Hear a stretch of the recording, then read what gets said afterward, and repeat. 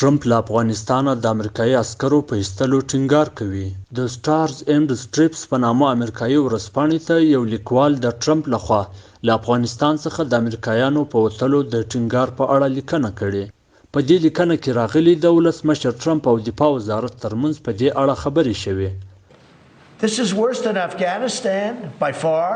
This is worse than anything anyone's ever seen.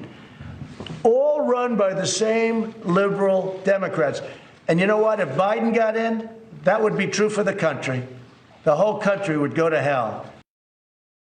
ټرمپ له ډیره وخته راهیسې په نومبر کې د امریکا د ولسمشریزو ټاکنو د مخه په افغانستان کې د امریکایي ځواکونو د شمیر په کمولو ټینګار کوي.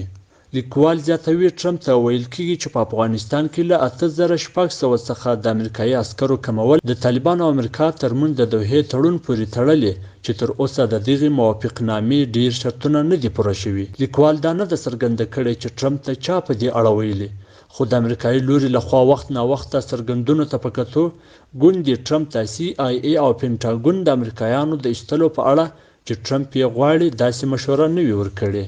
که څه هم دغه ورځپاڼه د امریکا د پوځي چارواکو په هکله لیکي چې دوی له پخوا راهیسې غواړي چې په منځني ختیځ او افغانستان کې د امریکایي عسکرو شمیر کم کړي او دلایل یې دا په ګوته کړي. لومړی د داعش ځپل، دوهم په افغانستان کې جوړجاړي ته تمه او دریم د ټرمپ نه لیوالتیا چې امریکایان دې په جګړو کې ښکېلوي.